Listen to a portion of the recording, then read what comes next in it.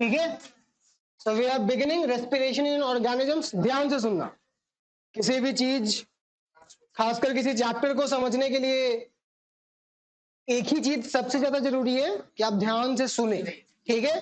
And please do not write और note while you are listening, ठीक है। एक बार में सिर्फ एक ही काम करना है, ठीक है। सुनते समय सिर्फ सुनिए, नोट करते समय सिर्फ नोट कीजिए, खाते समय सिर्फ खाइए, ठीक है। नहीं, यू नो, खाने के समय पानी नहीं पीना चाहिए, खाने के बाद भी कम से कम आधे घंटे के बाद, राइट।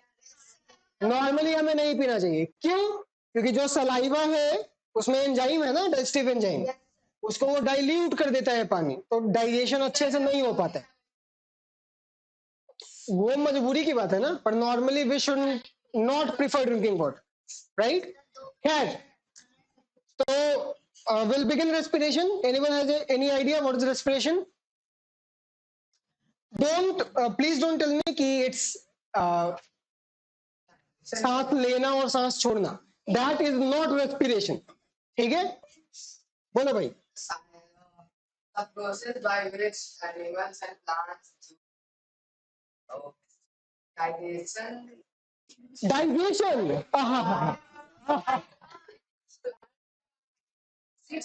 बोलो।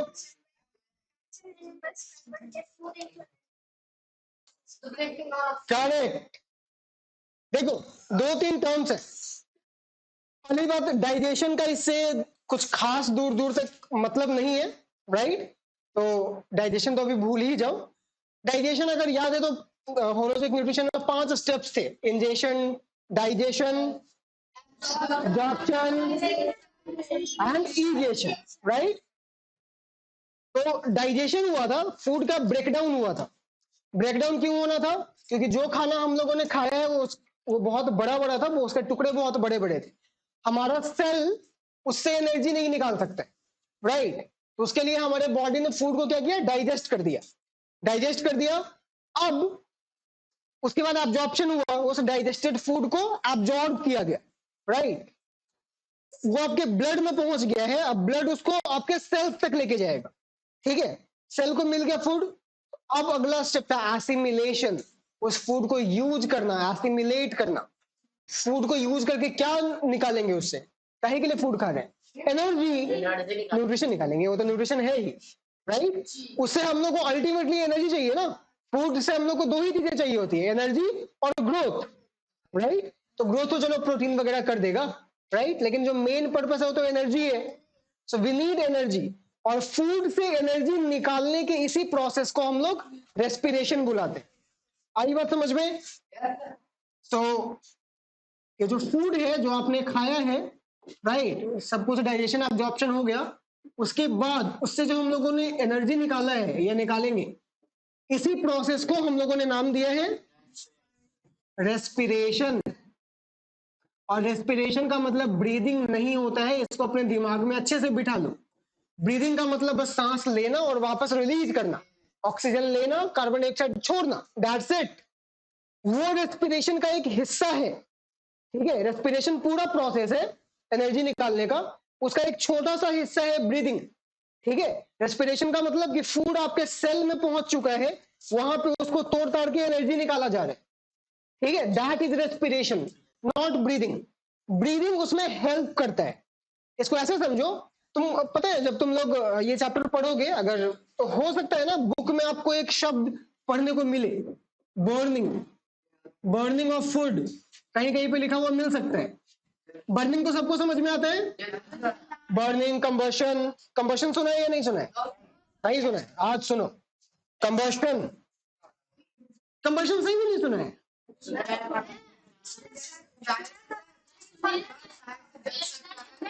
सुना है, ठीक है। कंबशन का मतलब जलना, सिंपली जलना, राइट। उसको कंबस्टिबल मटेरियल बोलेंगे, राइट। बट कंबशन का मतलब सिंपली जलना। किसी भी चीज को तो हम लोग जलाते हैं, क्यों जलाते हैं? अब आदमी को नहीं जला देना है, राइट।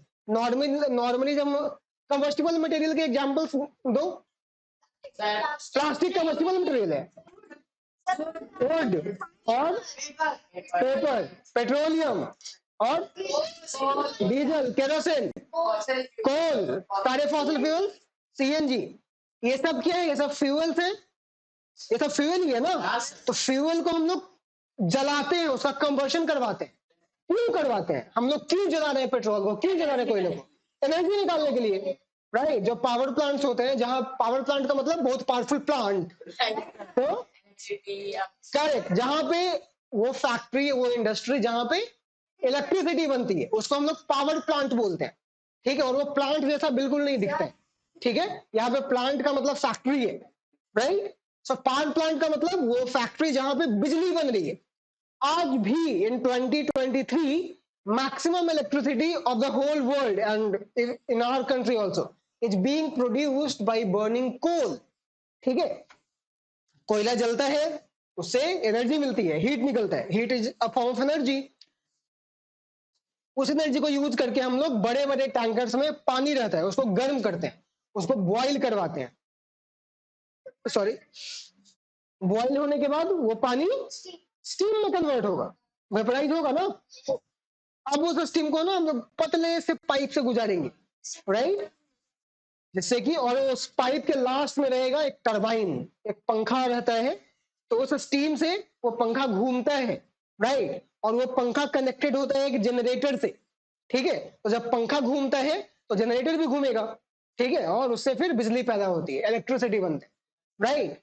तो कोयला जला के हम लोग क्या निकालने की कोशिश कर रहे थे? एनर्जी। कोयले को जलाया तो हम लोग को मिला हीट एनर्जी।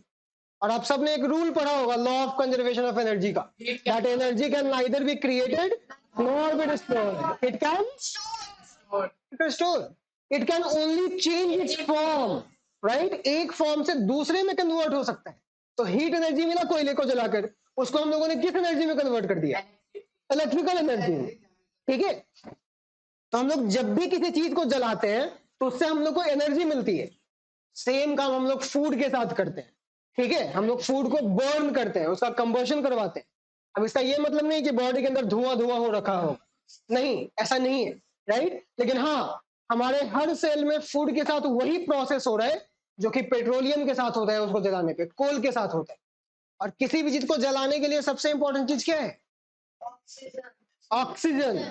सो फूड को भी बर्न करने के लिए ऑक्सीजन चाहिए। This is oxygen gas, not oxygen, right. O2 is oxygen gas. तो फूड को भी बर्न करने के लिए ऑक्सीजन चाहिए होता है, ठीक है। हमेशा नहीं, लेकिन चाहिए होता है। इस यही जो प्रोसेस है फूड से एनर्जी कन्वर्ट होने का, this we call as respiration. Breathing इसका एक छोटा सा हिस्सा रहेगा। ब्रीदिंग से हम लोग ऑक्सीजन लेंगे, जिसको कि हम लोग यूज करने वाले हैं रेस्पिरेशन, ठीक है। कोई दिक्कत? आज के बाद अगर रेस्पिरेशन पूछा गया तो क्या बोलेंगे? Taking in oxygen and giving back carbon, right.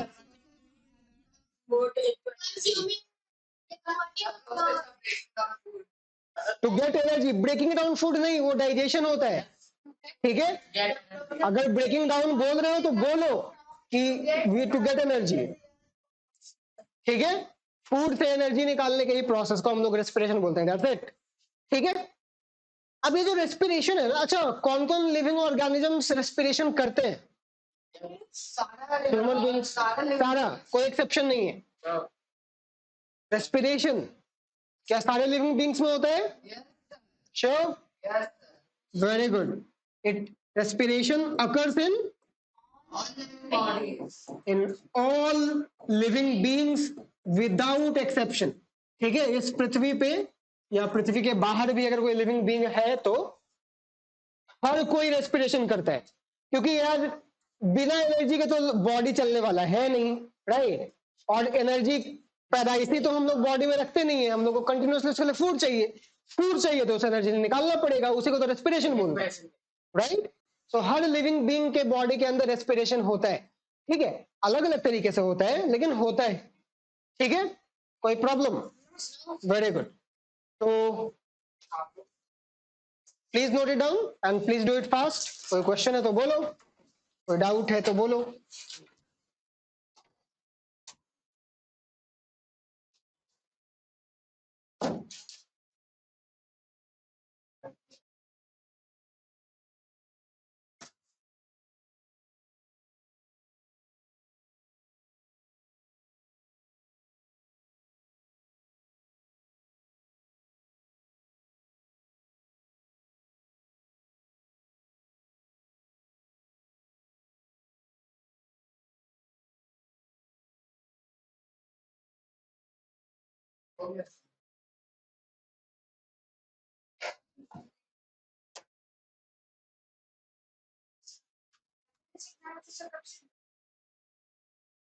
किसका एग्जाम है सैटरडे को?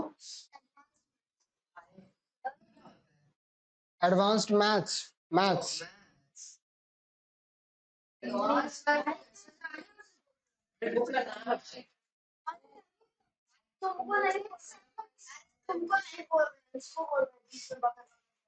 नहीं तो बोलता ही ऐसा है ना कि कोई भी बुरा मान जाता है, कोई भी। तो मैथ्स कौन कौन सा चैप्टर आ रहा है मैथ्स में? नाम भाई नाम। 7 चैप्टर क्या है मेरे को कैसे पता?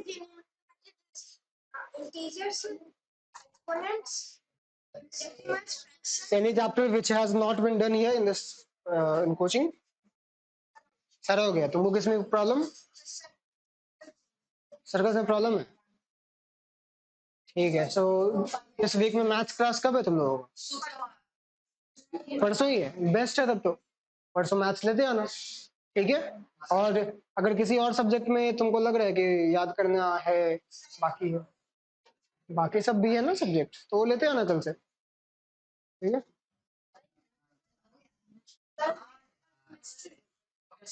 नोटेड?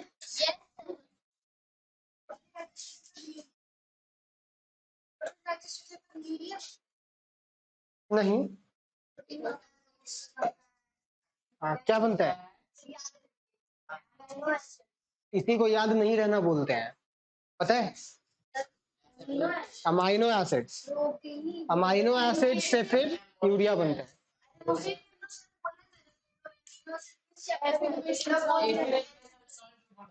तो ठीक है ना? अरे हो गया भाई। चलो डेफिनेशन लिख लो रेस्पिरेशन का। लिख लो। Respiration is the process of respiration is the process of breaking down a food.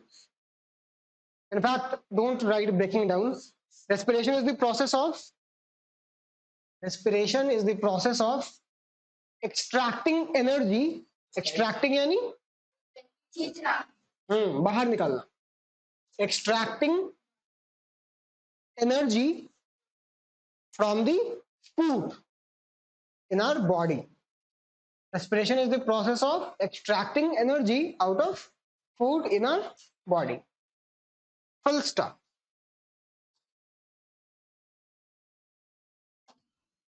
अब रेस्पिरेशन ना 2 टाइप्स के होते हैं। ठीक है। One we call aerobic respiration और दूसरे को हम लोग बोलते हैं anaerobic respiration. Aerobic respiration and anaerobic respiration. देखो जो भी फूड है जो आपके सेल तक पहुंच चुका है डाइजेस्ट होने के बाद, एब्जॉर्ब होने के बाद, अब उसे एनर्जी निकालनी है, राइट?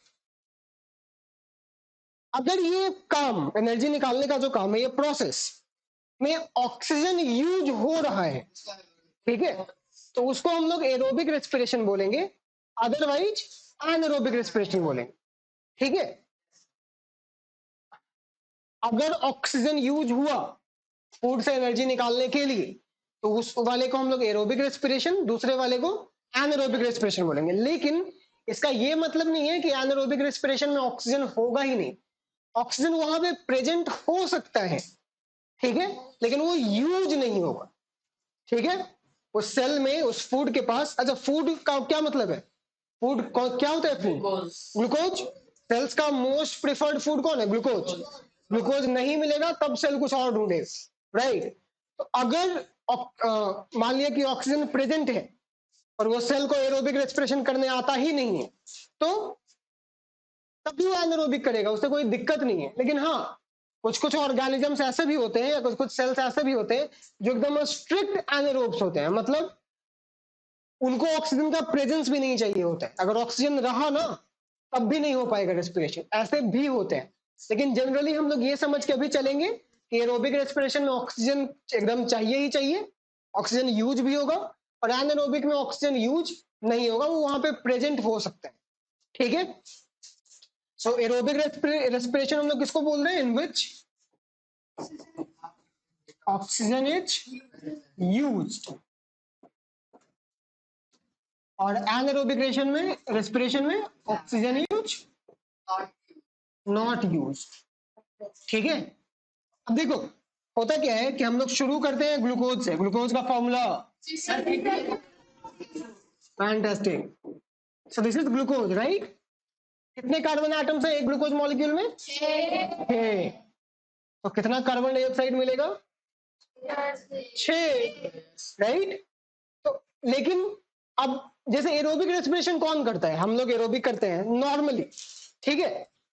प्लांट्स एरोबिक रेस्पिरेशन करते हैं, सारे एनिमल्स एरोबिक रेस्पिरेशन करते हैं नॉर्मली। एनारोबिक कौन करते हैं? बहुत सारे बैक्टीरिया एनारोबिकली ब्रीथ करते हैं, रेस्पायर करते हैं। ईस्ट का नाम सुना होगा, फंजाई है ना, ठीक है। ये कंप्लीटली हमेशा एनारोबिक रेस्पिरेशन ही करते हैं। तुम इसको ऑक्सीजन दो मत दो, इसको फर्क नहीं पड़ता, ये एनारोबिक रेस्पिरेशन ही करेगा, ठीक है। जबकि हम लोग या कोई एनिमल है जो नॉर्मल, हम लोग एरोबिक रेस्पिरेशन करते हैं, हम लोग ऑक्सीजन यूज करते हैं अनलेस कि ऑक्सीजन मिलना बंद ना हो जाए, ठीक है। तो शुरू होगा ग्लूकोज से, राइट? अब ग्लूकोज जो है शुरू का जो कुछ प्रोसेस होता है ना, वो दोनों में कॉमन होता है, एरोबिक में भी और एनारोबिक में भी। उसके आगे फिर चेंज हो जाता है।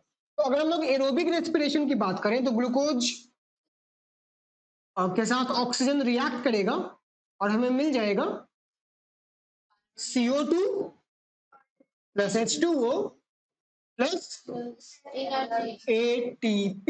ये क्या चीज है? Adenosine triphosphate. This is energy currency, right? ये एनर्जी ही है, ठीक है। ATP, जिस तरीके से हम लोग पैसा रुपया में के फॉर्म में खर्च करते हैं ना इंडिया में, अमेरिका में डॉलर के फॉर्म में खर्च होता है, तो वैसे ही हमारे जो सेल्स है वो एनर्जी को ATP के फॉर्म में खर्च करता है, ठीक है। डोंट स्पीक इन बिटवीन, ठीक है। आ रही है बात समझ में? जो भी एनर्जी है वो हमारे सेल्स में ATP के फॉर्म में खर्च हो रहा है, 1 ATP 2 ATP लाइक दैट। अब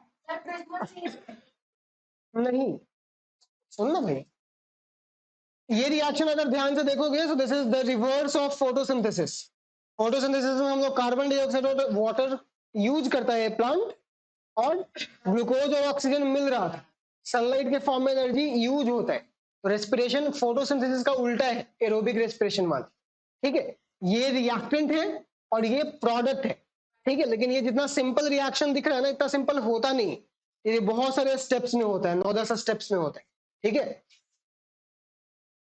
अगर एरोबिक रेस्पिरेशन कोई सेल कर रहा है तो जब वो एक ग्लूकोज मॉलिक्यूल खर्च करेगा ना, तो उसको 36 से 38 ATP मिल सकता है, 36 to 38 ATP ऑफ एनर्जी, एक ग्लूकोज मॉलिक्यूल्स, ठीक है। कोई भी सेल अगर एरोबिकली रिस्पायर कर रहा है, ऑक्सीजन को यूज करके रेस्पिरेशन कर रहा है, तो एक ग्लूकोज मॉलिक्यूल से उसको 36 to 38 ATP ऑफ एनर्जी मिलता है, राइट? अब ये बात रहा एरोबिक रेस्पिरेशन का, ठीक है। ये हम लोग कर रहे हैं या नॉर्मली किसी भी सेल में हो रहा है। एनारोबिक रेस्पिरेशन में क्या होगा अगर हम लोग उसकी बात करें तो एनारोबिक रेस्पिरेशन ना 2 डायरेक्शंस में जा सकता है या जाता है, ठीक है।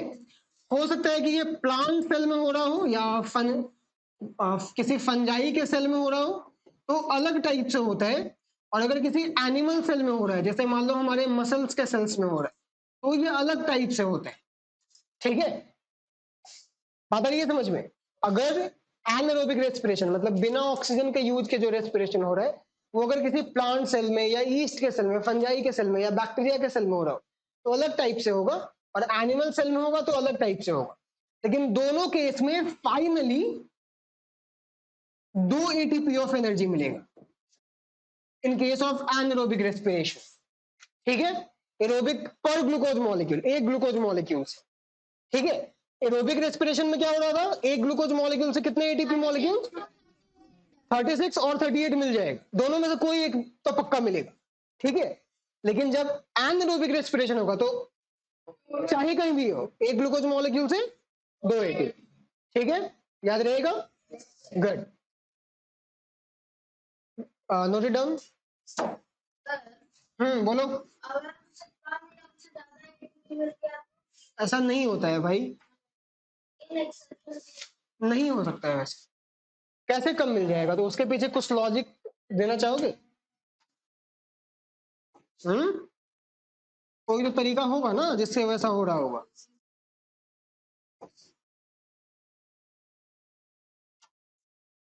जो प्रोटीन्स या जो एंजाइम्स ये प्रोसेस करवाते हैं वो इस तरीके से ही करवाते हैं कि वो एक ग्लूकोज मॉलिक्यूल से इतना एटीपी मिल जाएगा। ठीक है, इसका पूरा डिटेल्ड प्रोसेस है, वो जब तुम लोग बड़े हो जाओगे, बहुत बड़े, इतने बड़े,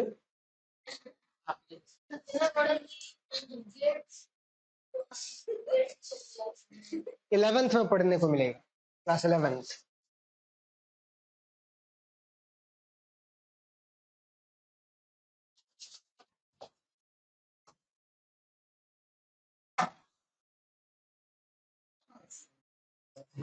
समझने में कोई प्रॉब्लम? हिमांशु, तुम्हारा बाल मेरे से ज्यादा बड़ा हो गया यार।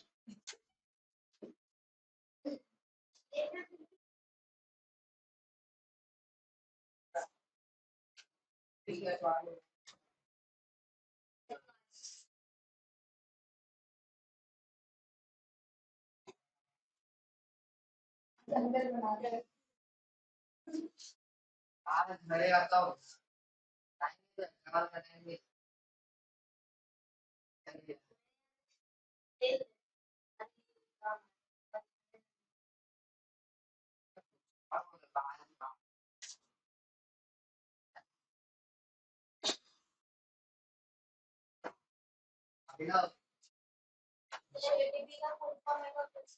Adenosine triphosphate. What happened?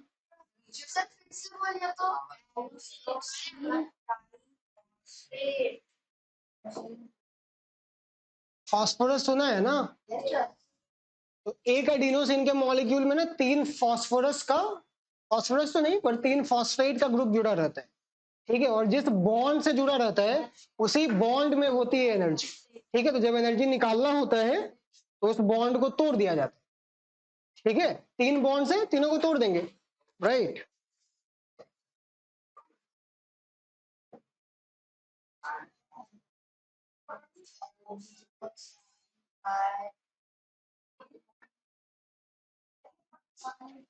Hotel होगा ना,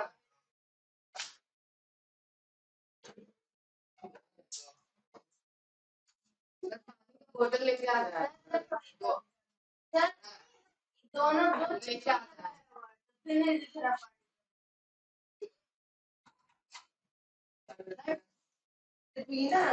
नोटेड?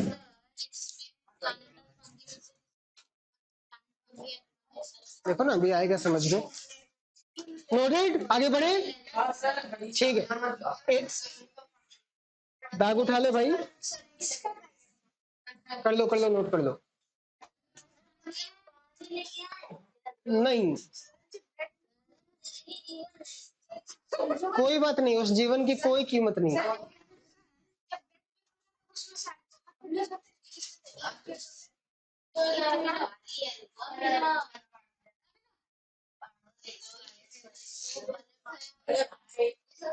अरे व्हाट हैपेंड? किसका बॉटल है वो? किसका बॉटल है वो?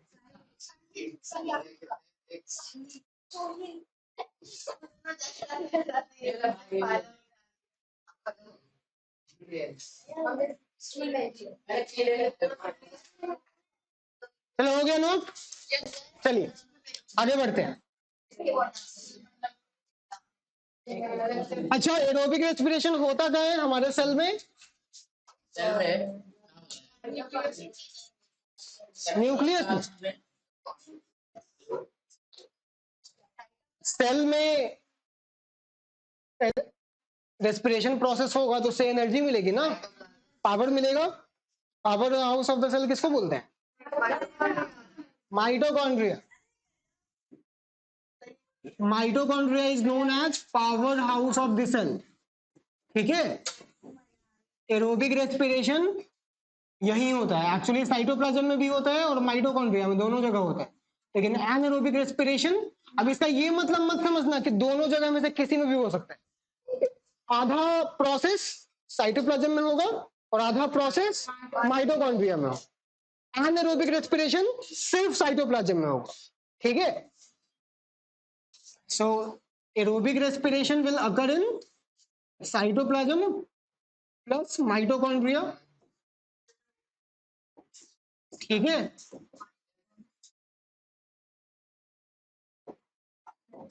और एनारोबिक रेस्पिरेशन सिर्फ साइटोप्लाज्म में होगा, माइटोकॉन्ड्रिया में नहीं होगा। ठीक है, राइट। अब एनारोबिक रेस्पिरेशन में, एरोबिक रेस्पिरेशन में प्रोडक्ट्स क्या क्या मिले थे? एरोबिक रेस्पिरेशन में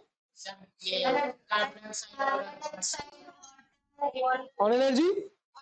एनारोबिक रेस्पिरेशन जैसा कि बोला कि दो अलग अलग सेल्स में अलग अलग तरीके से होगा। तो मान लिया जाए कि अगर हम लोग प्लांट सेल, बैक्टीरियल सेल या फंगल सेल की बात करें, बैक्टीरियल या फंगल सेल की बात करें, ठीक है, तो यहां क्या होगा कि ग्लूकोज रिएक्ट करेगा। अब यहाँ ऑक्सीजन तो यूज होने नहीं वाला है। अगर इन सेल्स में हो रहा है रेस्पिरेशन, एनारोबिक रेस्पिरेशन, तो प्रोडक्ट में हमें मिलता है ethanol plus carbon dioxide plus energy या एटीपी। कितना एटीपी? 2 ATP, 36 ATP. हाँ, ठीक है। इसीलिए शरीर, दिमाग, मन सब यही रखना है इसी क्लासरूम में। ठीक है, ये नहीं कि शरीर यहाँ है, दिमाग कहीं पार्क में घूम रहे, राइट। तो अगर इन सेल्स में एनारोबिक रेस्पिरेशन होगा तो प्रोडक्ट में हमें मिलेगा इथेनॉल, कार्बन डाइऑक्साइड और एनर्जी। एनर्जी वही 2 एटीपी। इथेनॉल का फॉर्मूला होता है C2H5OH। C2H5OH। किसी भी मॉलिक्यूल के लास्ट में OH लगा रहे उसके फॉर्मूला में, समझ लेना कि वो कोई ना कोई अल्कोहल ही है।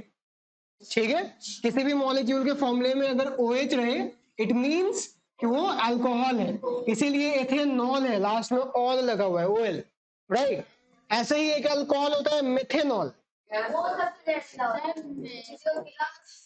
ठीक है, मेथेनॉल CH3OH, राइट। ये भी अल्कोहल है, ये भी अल्कोहल है। ऐसे बहुत सारे होते हैं। ठीक है, so methanol is highly toxic. Highly toxic का मतलब, अगर आप कभी कभी ना न्यूज वगैरह में सुनोगे कि जहरीली शराब पीने से हुई मजदूरों की मौत, वो जहरीली शराब ऐसा नहीं था कि शराब लिया उसमें जहर घोला और पिला दिया, नहीं, वो यही है जहरीली शराब। ठीक है, जो अनएजुकेटेड क्लास ऑफ पीपल है जिनको इन चीजों के बारे में आइडिया नहीं होता है, तो वो जनरली ये सारी गलतियां करते हैं। और ये बहुत टॉक्सिक है, थोड़ा सा भी अगर आपने लिए है बॉडी में तो यू विल डाई।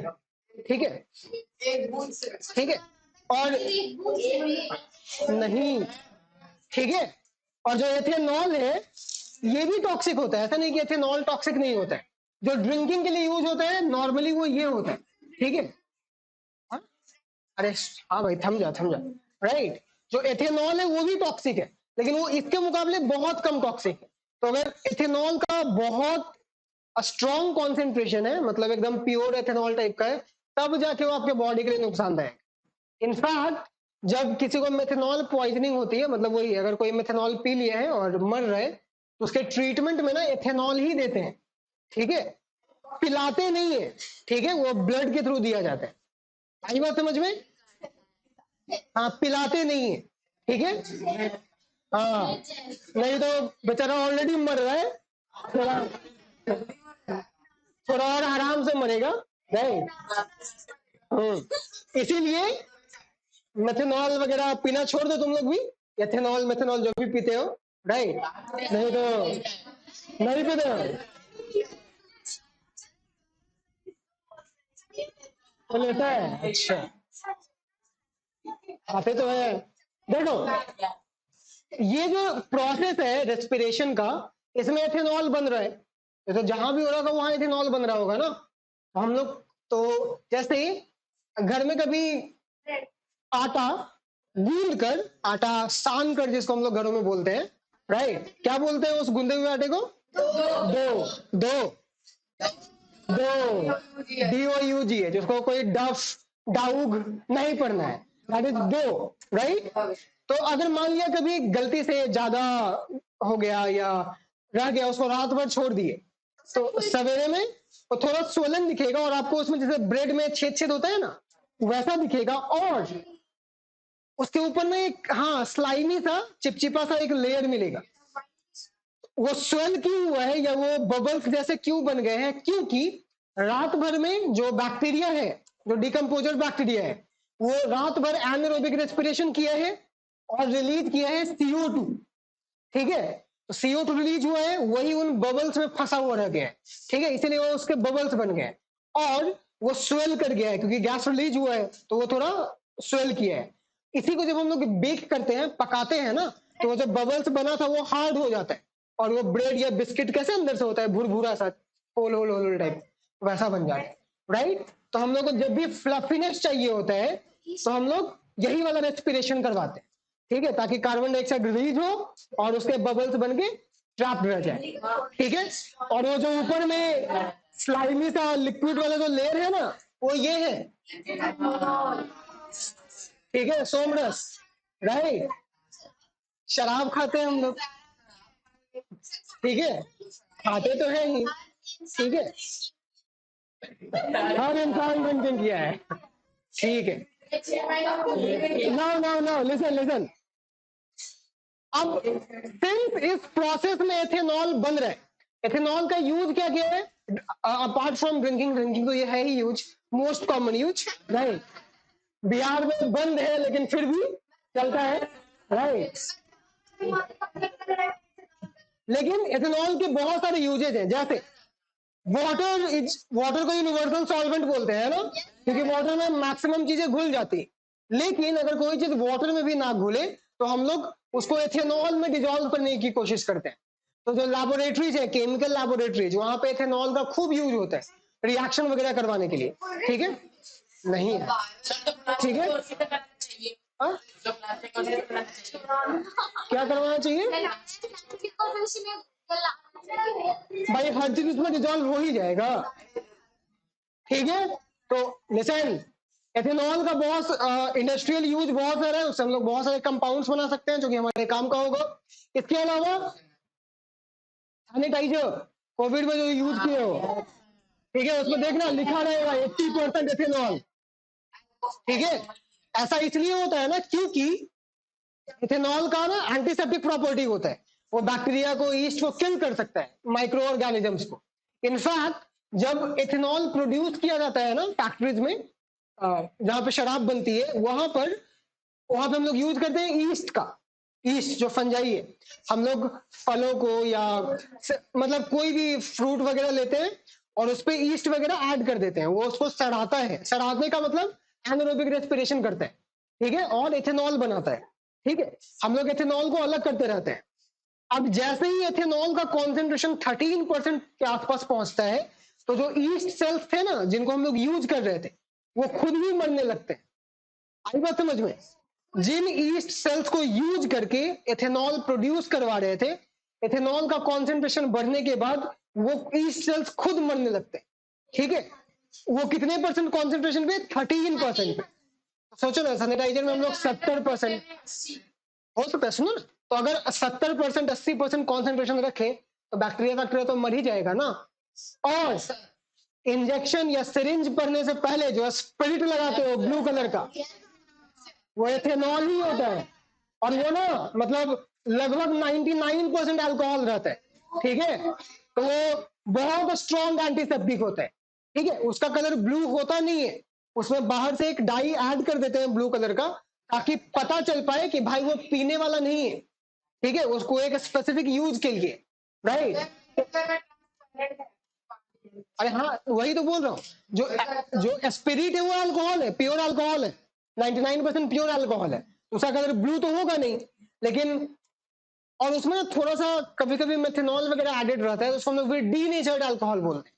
ऐसा इसलिए किया जाता है ताकि लोग उसको वहीं पे यूज करें, किसी और चीज में यूज ना कर लें, ठीक है। कौन सा यूज तुम लोग समझ ही गया होगा, राइट। जानबूझ कर डाला जाता है, ठीक है। और वो ब्लू कलर भी इसलिए ऐड करते हैं ताकि पता चले कि भाई ये पीने के लिए नहीं है, राइट। आई बात समझ में? तो ये सब भी यूज है। कोई पी लेगा तो mister Yamraj will come on his Lamborghini. क्या क्या क्या भाई, पूरा पूरा अल्कोहल नहीं है तो उसका टॉक्सिसिटी कम रहता है, मतलब उससे हानि कम होगा। जितना ज्यादा रहेगा उतना ज्यादा हार्मफुल रहेगा। अरे वो तो प्यूरिफिकेशन का प्रोसेस होता है, वो बाहर करते हैं। किस चीज की जगह पे? भाई वो अल्कोहल ही है, वही तो मैं बोल रहा हूँ कि वो रहता है इथेनॉल है, लेकिन उसमें ना थोड़ा सा मेथेनॉल भी ऐड किया हुआ रहता है ताकि लोग पिए ना, ठीक है। बोलो क्या क्या? वही व्हाइट नेल पॉलिश में स्पिरिट नहीं होता है, नेल पॉलिश रिमूवर में भी ये स्पिरिट नहीं होता है, वो एसीटोन होता है, ठीक है। एसीटोन इज डिफरेंट, अल्कोहल नहीं है वो, ठीक है। ठीक है, कोई दिक्कत? तो अगर इन सेल्स में ये प्रोसेस हो रहा है तो एथेनॉल प्रोड्यूस होगा, ठीक है। इसका फॉर्मूला याद रखना बहुत इंपॉर्टेंट है, और आज के बाद मैं जब भी पूछूं ये फॉर्मूला याद रखना है, मिलना चाहिए, ठीक है। और कार्बन डाइऑक्साइड भी, इसमें दोनों चीज का यूज हो रहा है, एथेनॉल का भी और CO2 का भी। जो CO2 निकलता है वो फ्लफीनेस प्रोड्यूस करता है ब्रेड वगैरह का, ठीक है, तो हम लोग उसके लिए यूज कर लेते हैं। तो नोट कर लो, मैं लिखवा देता हूँ आगे।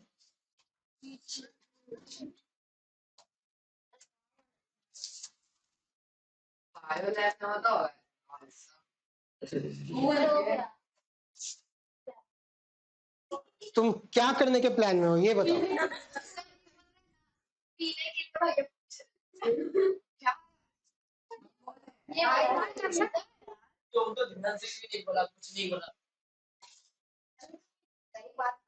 कौन बोला है? अभिनव। अभिनव को इच्छा मेरे साथ है सब ना। क्या करेगा तो पड़ता है। यही आज आपका सर आज के बाद क्या लिखेगा? चल गया क्वाइट क्वाइट किसमें? MITO CHONDRI है, माइटोकॉन्ड्रिया। ओए क्वाइट लिखो चुपचाप, अनचेत। बहुत जल्दी है सर तो हम लोग पका के हम भी पकाएंगे बोले तभी कच्चे आटे बोले तभी तुम पका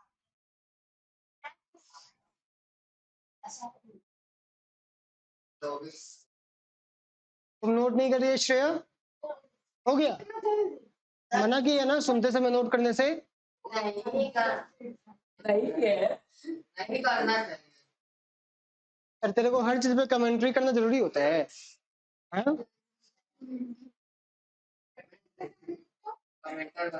माइटोकॉन्ड्रिया, MITOCHONDRIA।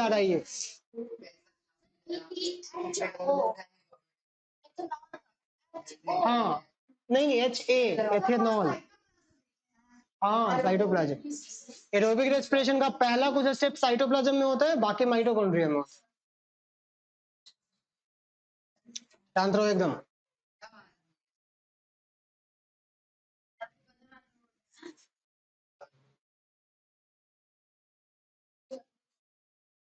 हो गया कंप्लीट। क्या लिखा है? Power cell of the cell. अच्छा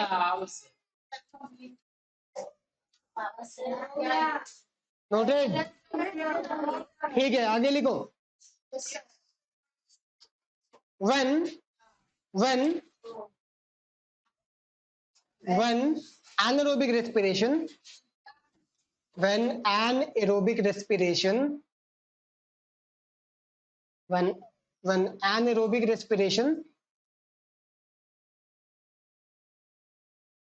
takes place when anaerobic respiration takes place in bacterial, fungal or plant cell, in bacterial, fungal or plant cell, when anaerobic respiration takes place in bacterial, fungal or plant cell, GAL, fungal or plant cell, comma, ethanol along with carbon dioxide and 2 ATP of energy, ethanol along with, ethanol को कई जगहों पे ethyl alcohol भी लिखा रह सकता है, वो वही चीज है। ethanol along with carbon dioxide and 2 ATP of energy are produced. Ethanol along with carbon dioxide and 2 ATP are produced. Full stop. This reaction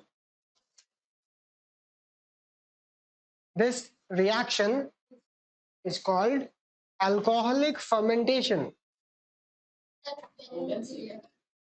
This reaction is called, या this process भी लिख सकते हो, alcoholic fermentation. This reaction is called alcoholic fermentation. Okay, full stop. we हम लोग, we exploit समझते हो? Exploit का मतलब होता है शोषण करना, किसी चीज का गलत यूज करना। अब यहाँ पे एक्सप्लॉइट का मतलब गलत यूज नहीं है, यहाँ पे एक्सप्लॉइट का मतलब है यूज करना, सिर्फ यूज करना, ठीक है? So we exploit this process, हम लोग इस प्रोसेस का यूज करते हैं।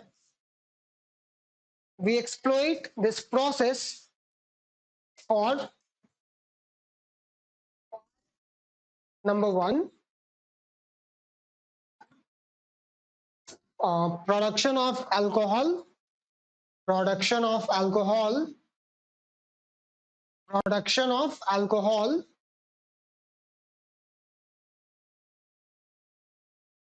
which can be used for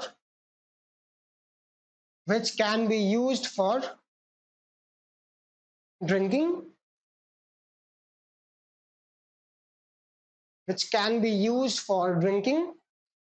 comma, as solvent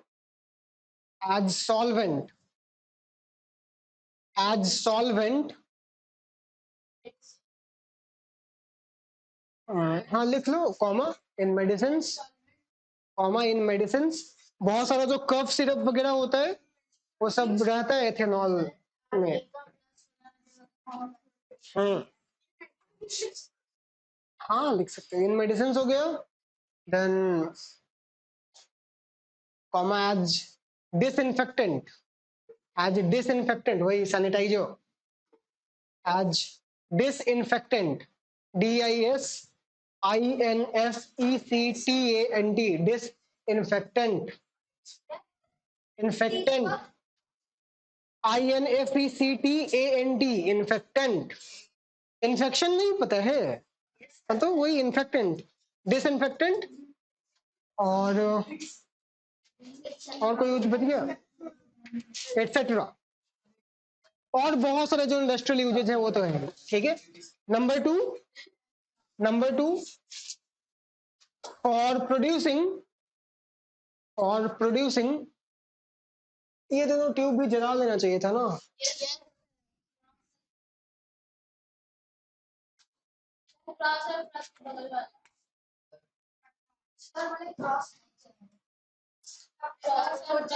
For producing, leave it, set. For producing carbon dioxide, which brings fluffiness.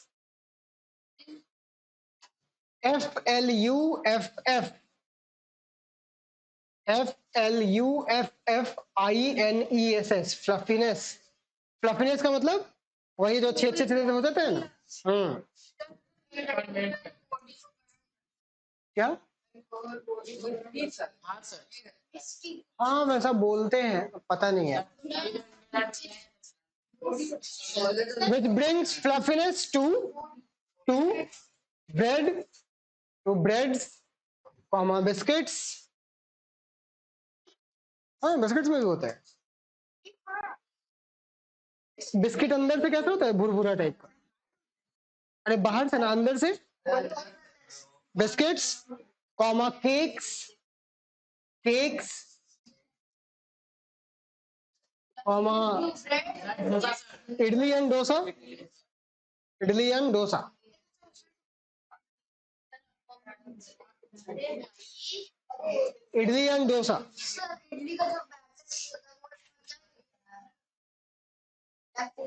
Batter उसी को बोलते हैं, वो जो आता है उसका घोल को. हाँ उसमें भी हम लोग यही वाला प्रोसेस करवा रहे हैं ना, एनारोबिक रेस्पिरेशन करवा रहे हैं.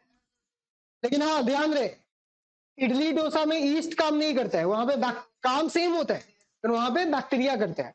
कोई तो बैक्टीरिया होगा ना जो एनारोबिक रेस्पिरेशन करता है, वो करेगा. ठीक है, करेक्ट. तो वही रात भर इसलिए छोड़ते हैं ताकि बैक्टीरिया रात भर में अपना काम कर ले.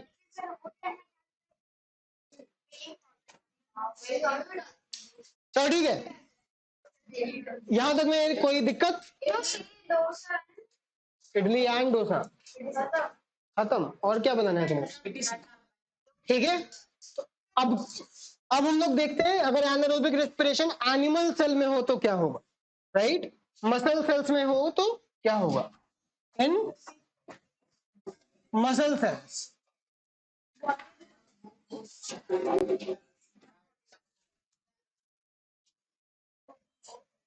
चलो क्या, पे अटेंशन. मसल सेल्स तो आपके पास होंगे ही, सबके पास है ना. कितने टाइप्स के होते हैं मसल? कितने टाइप? 3. क्या क्या? Cardiac, skeletal, smooth, cardiac. Stripes किसमें मिलते हैं? बैंड्स, स्केलेटल और कार्डियक में. ब्रांचेस किसमें मिलते हैं? स्मूथ में ब्रांचेस मिलेगा. ब्रांचिंग सिर्फ कार्डियक में मिलता है. कौन वॉलंटरी कौन होता है?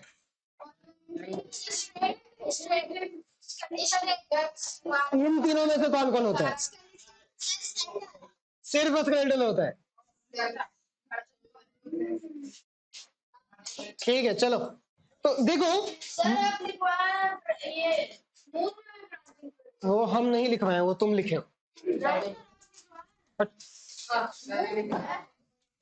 मैंने लिखवाया होगा ब्रांचिंग एब्सेंट या नॉट प्रेजेंट.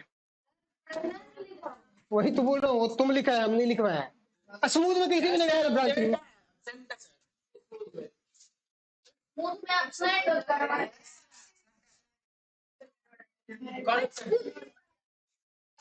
तो ठीक है, लिसन, इसमें भी शुरुआत ग्लूकोज से ही होगी. भाई तुम लोग अपना जो बहुत जरूरी बात है छोड़ के सुनेगा. हाँ सुनेंगे, ये जरूरी है सही में. ओह, मेरे को तो लगता था इंस्टाग्राम फेसबुक ज्यादा जरूरी है पढ़ाई लिखाई से. नहीं चलाते? अरे बस गेम खेलते हो है ना.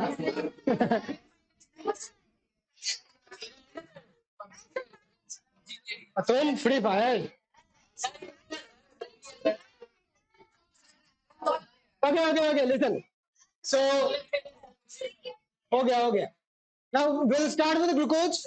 एनिमल सेल में अगर एनारोबिक रेस्पिरेशन होगा तो ग्लूकोज से हम लोग को मिलता है लैक्टिक एसिड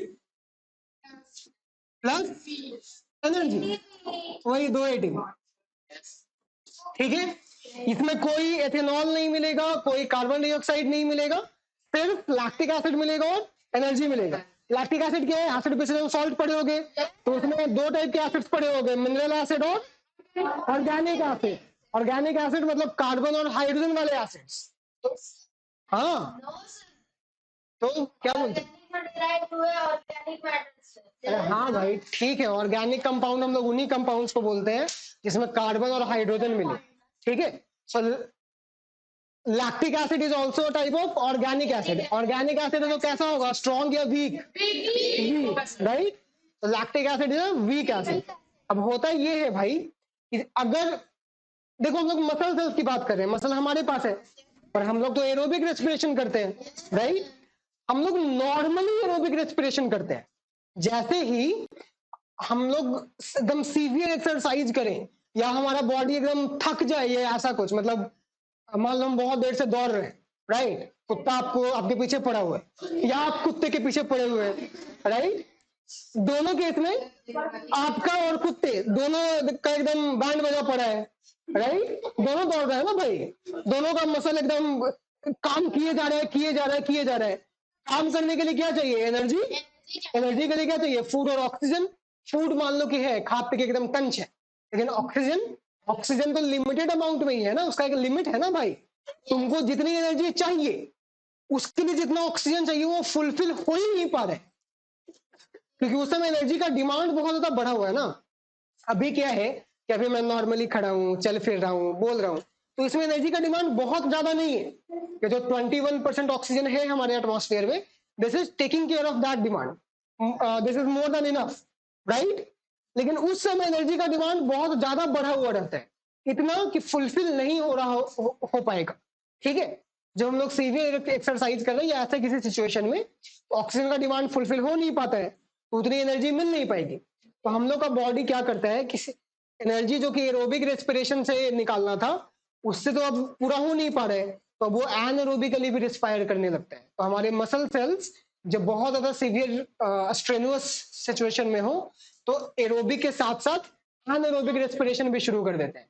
अब एरोबिक रेस्पिरेशन में तो कार्बन डाइऑक्साइड रिलीज हो रहा होगा, वो अपना लंग से एक्सहेल कर दे रहा होगा, ठीक है, वाटर भी होगा, उतना रहेगा, कोई दिक्कत नहीं है. लेकिन एनएरोबिक रेस्पिरेशन में क्या बनेगा? Lactic acid. और ये बंद करना, ये हमारे मसल्स में एक्यूमुलेट होगा, जमेगा. ठीक है, और उसी से आते हैं मसल क्रैम्प्स.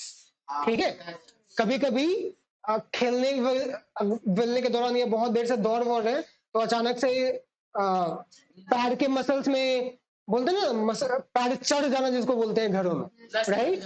या कभी कभी रात में ना सोते समय भी नस चढ़ना नहीं, दैट इज डिफरेंट थिंग, वो कंप्लीटली अलग चीज है. ठीक है, मुचक जाना भी नहीं, वो भी अलग चीज है.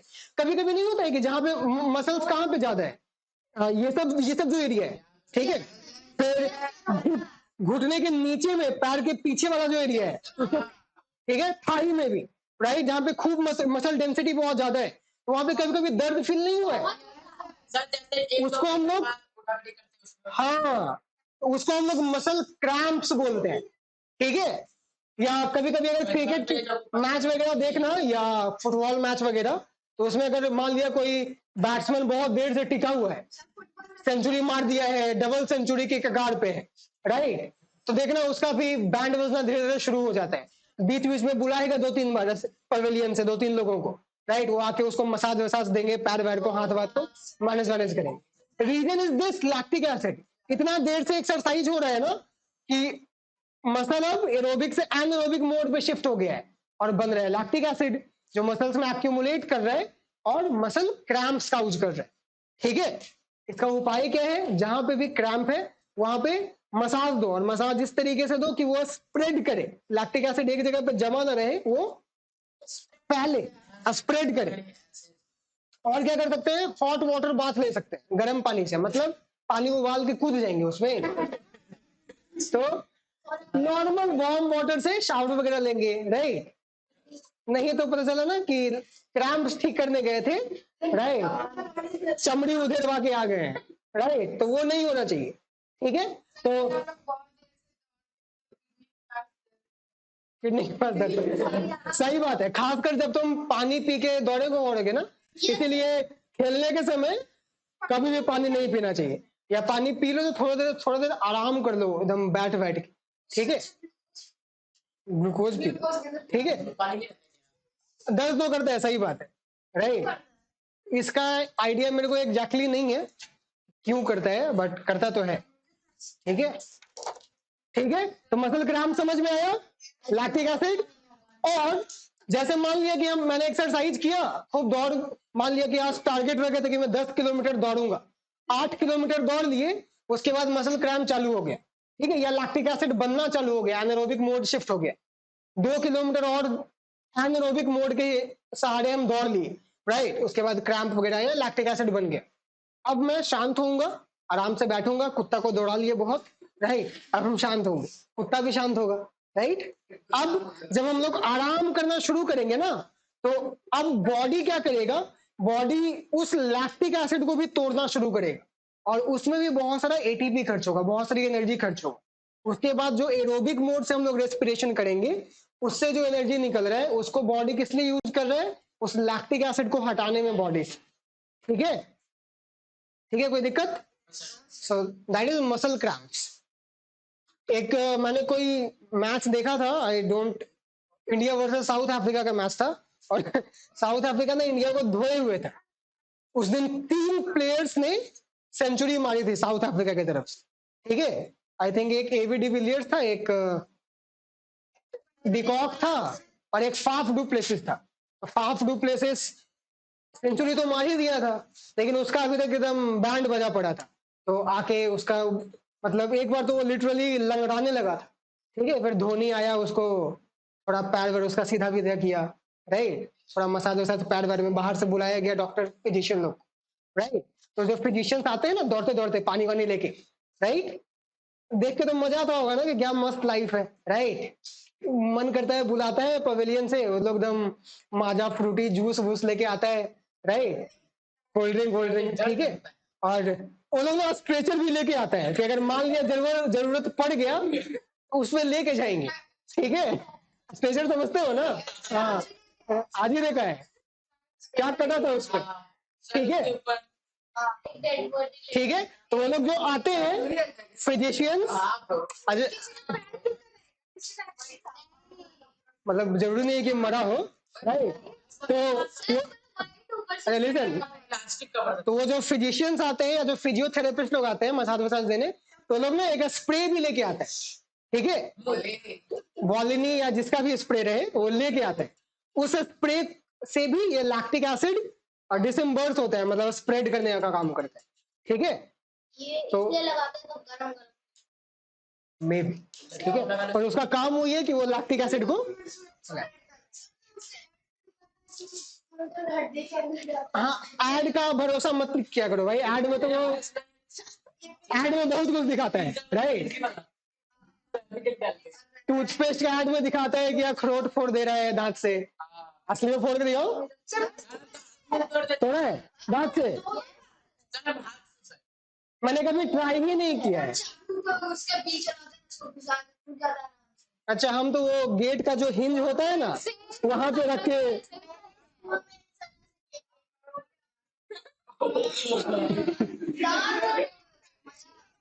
अखरोट कुछ ज्यादा ही मजबूत होगा, चलो ठीक है, प्लीज नोट इट डाउन,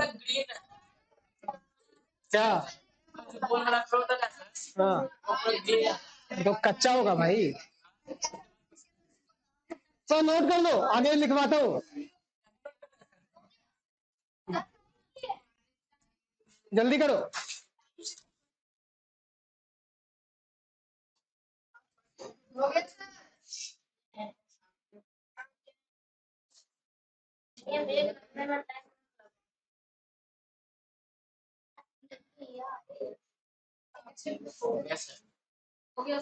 हो गया, लिखेंगे, लिखिए,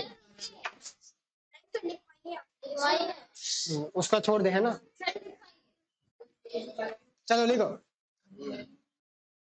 when anaerobic respiration when anaerobic respiration occurs in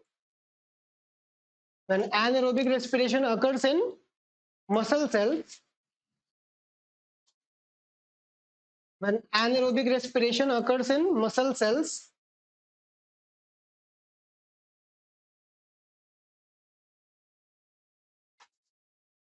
comma, it is known as it is known as, जब प्लांट्स वाले में हो रहा था उसको क्या बोल रहे थे? प्लांट्स वाले में जब anaerobic respiration हो, अल्कोहलिक फर्मेंटेशन, तो इसको क्या बोलेंगे? अरे जब अल्कोहल बन रहा था तो अल्कोहलिक फर्मेंटेशन बोल रहे थे, lactic acid fermentation, acetic acid है वो, acetic acid is completely different, acidic fermentation ना, मतलब ठीक है वो भी चलेगा, lactic acid fermentation, full stop,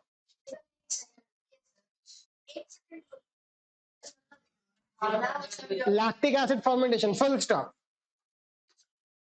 The products formed are lactic acid and energy. The products formed are lactic acid and energy, full stop.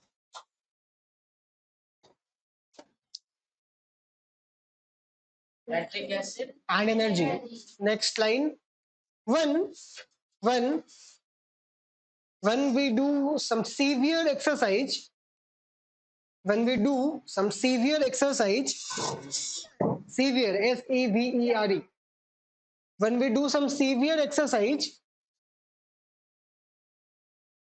या आपके बुक में हो सकता है strenuous वर्ड यूज करें, एक ही बात है, वही severe, ठीक है. So when we do some severe exercise, comma,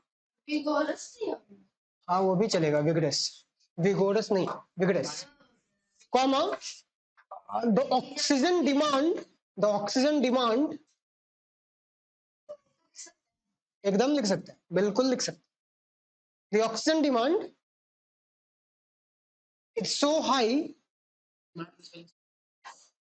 DEMAND, the oxygen demand is so high that it is not able to fulfill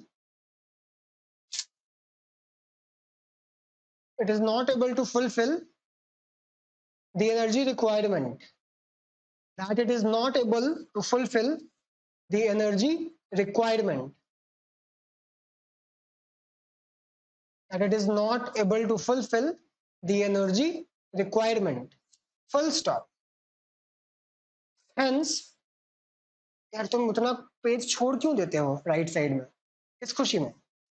जीवन में एक दो पेड़ एक्स्ट्रा कटवाना है, इसके इधर उधर स्कूल में ऐसा ही होता है, छोड़ दो ऐसा स्कूल.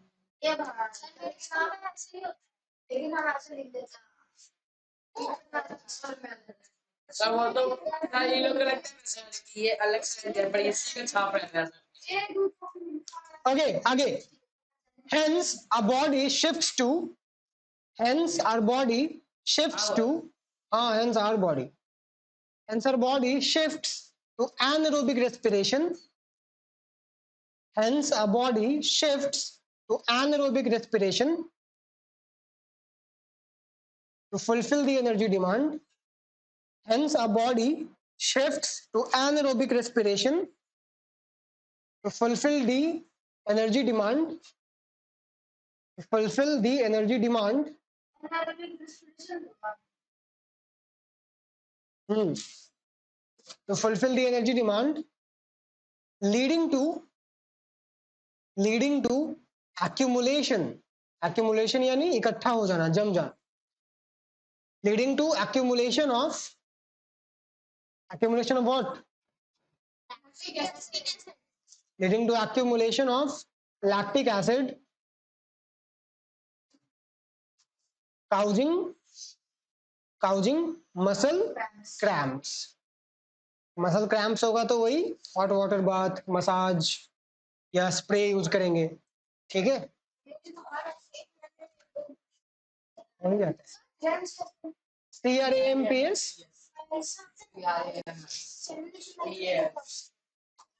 ठीक है। cramps, full stop. Any problem? No, sir. Anybody? No, sir. Anywhere? No, sir. Fantastic. Yes, sir.